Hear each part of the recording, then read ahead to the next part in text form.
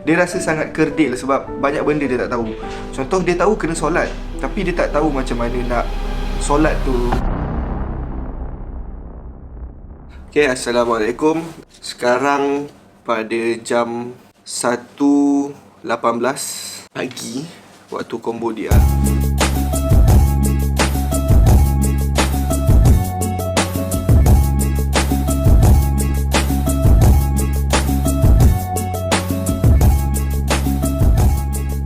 Actually, masa dapat panggilan untuk misi kali ni daripada bos aku macam tak ada idea sangat pun program tu tentang apa, sebab aku pun pernah join beberapa misi sebelum ni dan aku ingat ini sekadar misi bantuan biasa lah. So, bila pagi tadi nak sarapan dan satu lagi grup baru sampai, dan tu merupakan grup Dato' Soimi Sahadan yang mewakili Yayasan Jamin lah. Sebelum pergi sarapan pun kita dapat baju Yayasan Jamin.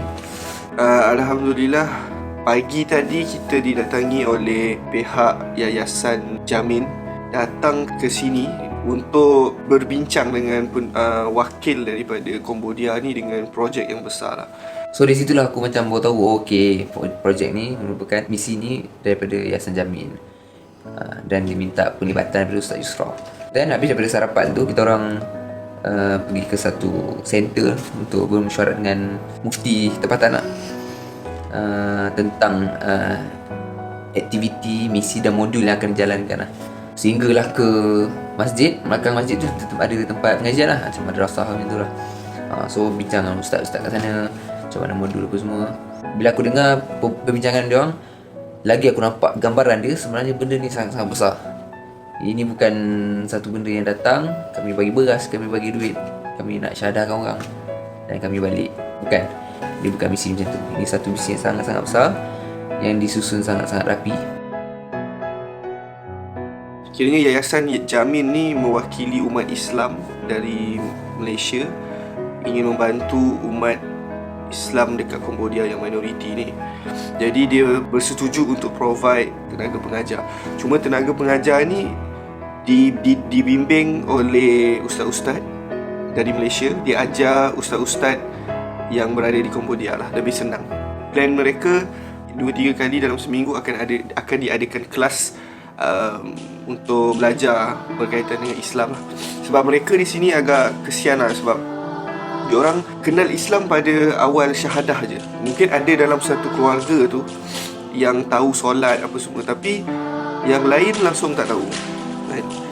Dan banyaklah kekangan-kekangan yang berlaku menjadi isu mereka lah. Contohnya, kalau di Malaysia kita ada satu stigma yang kalau orang Cina dan orang India ni masuk Islam, mereka beranggapan masuk Melayu.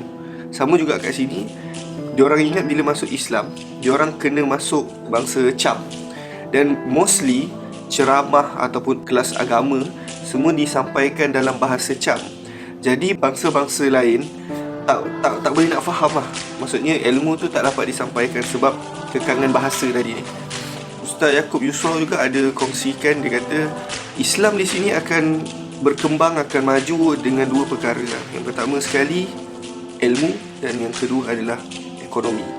Jadi kebanyakan NGO yang datang kat sini, diorang bagi duit, dan orang miskin dapat duit akan habis.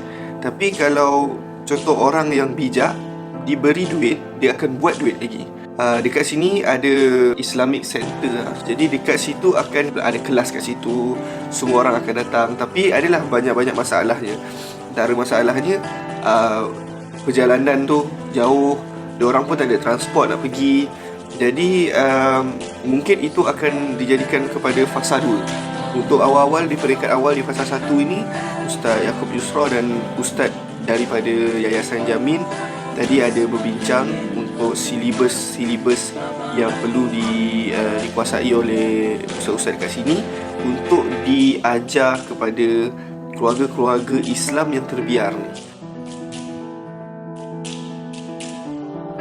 Selain daripada itu juga, antara salah seorang tour guide iaitu Asy'ari, dia adalah antara pelajar tahfiz di Yayasan Jamin ni.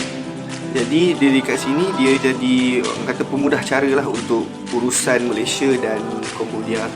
Jadi ayah kepada Asy'ari ni, dah beli satu tanah dekat-dekat dengan daripada Angkor Wat tu 5 kilo saja ke tanah tu. Tanah tu agak besar dan dia bahagikan 20 kali 45 kaki persegi dan dia akan jadikan lot lah. Jadi apa yang usaha Ayah Asy'ari ni adalah dia jual tanah ni kepada semua orang Islam sahaja. Jadi dia orang punya plan, dia orang punya usaha ni sangat besar. Tanah lot dekat tengah-tengah tu diwakafkan untuk dijadikan madrasah, masjid dan kawasan tempat tinggal mu'alaf lah. And jadi bila orang mu'alaf ni tinggal dekat sini, dia boleh terus belajar agama ni, mendekatkan diri dengan agama Islam dekat masjid dan madrasah yang akan dibina dengan tanah wakaf tu. Dan memang diorang punya impian keluarga Asy'ari ni nak buat satu perkampungan Islam yang baru. Kat situ membuka mata aku lah, macam betapa diorang punya aim, diorang punya target sangat big lah untuk buat perkampungan Islam yang baru.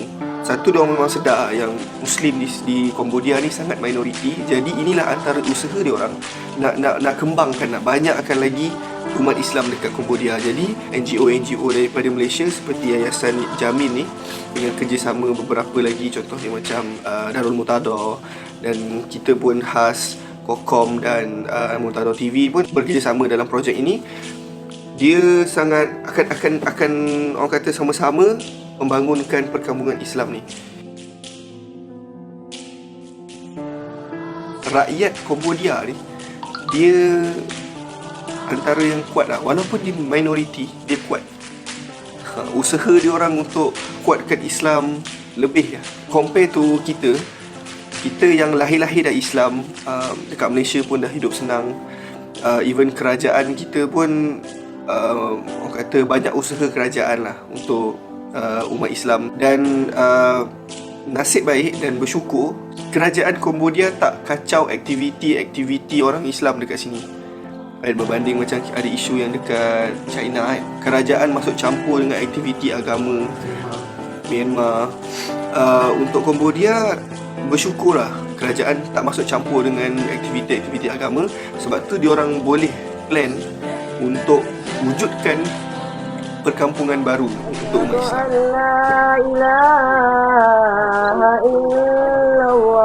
Dan lepas tu seperti yang dirancang semalam, kita ke rumah yang pertama tu, kita buat makan-makan lah.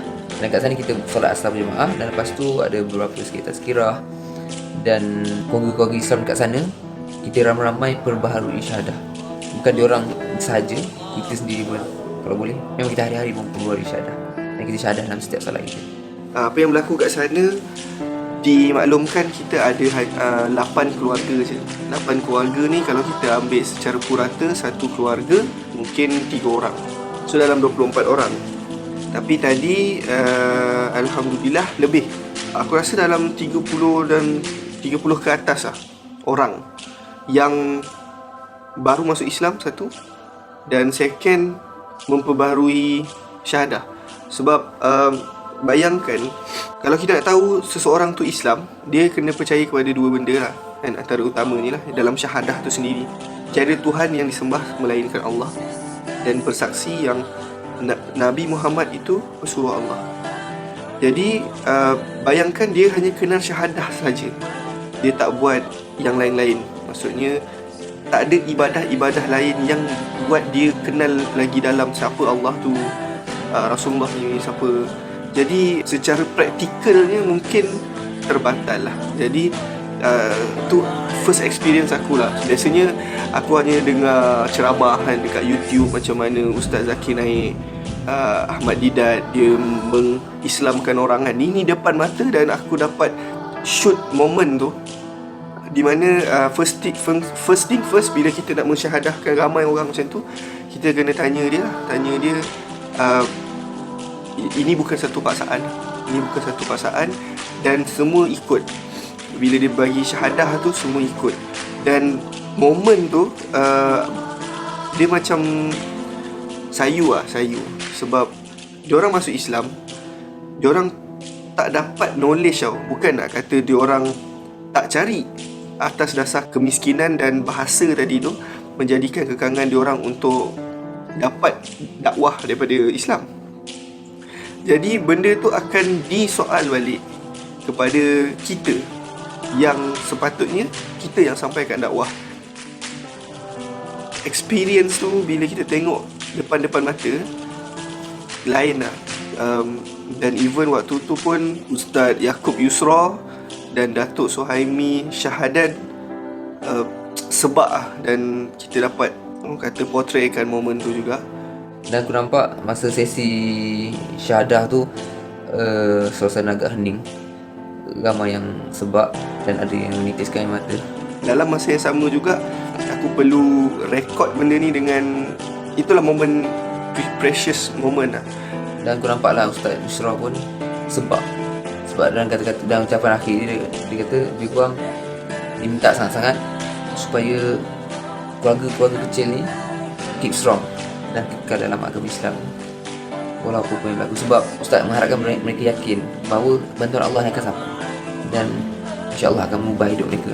Sebab Allah bersama-sama hamba-Nya dan mereka bersangka baik terhadap Allah, insya-Allah Allah akan bantu dalam kehidupan diorang untuk diorang menjalani hidup sebagai seorang Muslim dengan lebih baik. Mungkin ialah syahadah ni membuatkan kita rasa dia macam suci kan balik kan. Dan it's a great experience untuk dapat tengok in real life dengan mata kepala kita, tengok macam mana diorang memperbaharui syahadah tu. Dan habis daripada tu kita bagikan sedikit sumbangan. Sebab rata-rata daripada mereka ni yang kurang berkemampuan actually. Dan tempat yang kita buat pun kat rumah yang usang, rumah yang dindingnya zinc. Sedikit bantuan barang-barang asas lah, macam beras, minyak, sebagainya. Alhamdulillah mereka sangat-sangat happy. Tapi bukan itu tujuan utama. Untuk tujuan yang lebih besar, iaitu untuk mereka stick dalam satu komuniti Islam yang kuat, saling kenal antara mereka dan saling membantu, terutamanya dalam usaha-usaha menyampaikan ilmu.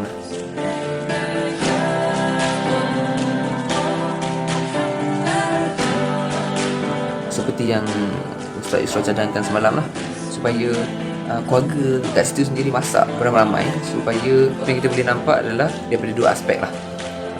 Di mana kita sebagai orang luar, kita daripada Malaysia, kita datang, dan bila dia orang masak, kita datang dan kita makan sama-sama dengan orang.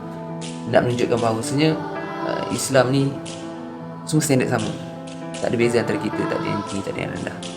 Kira macam dia meraihkan tetamu. Ni kita pun sudi menjadi tetamu dia orang macam tu. So dia punya bond tu lagi kuat dan lebih silaturahmi tu lebih cantik lah macam tu. Aspek yang keduanya, kita boleh nampak daripada janjiran dia, sebab memang janjiran dia belum Islam. Bila dia nampak ada satu majlis, satu acara makan-makan, so dia akan jiran tu Islam. Dan dia nampak juga bahawa Islam ni dia orang care each other. Dia orang masak sama-sama, dia orang solat secara berjemaah sama-sama. So esok ada keluarga yang berminat untuk masuk Islam. Macam yang tadi ni, dia orang dah memang Islam, cuma dia orang memperbaharui syahadah dia orang lah. Untuk esok insya-Allah, kalau tak ada apa-apa masalah, tak ada apa-apa aral, kita akan Islamkan satu keluarga, 2-3 keluarga kot dalam tempat tu yang berminat dengan Islam. So bagi aku hari kedua ni adalah kesinambungan pengisian dia pada hari pertama. Kiranya hari pertama untuk kita riki, kita tengok keadaan setempat sebab kita baru sampai.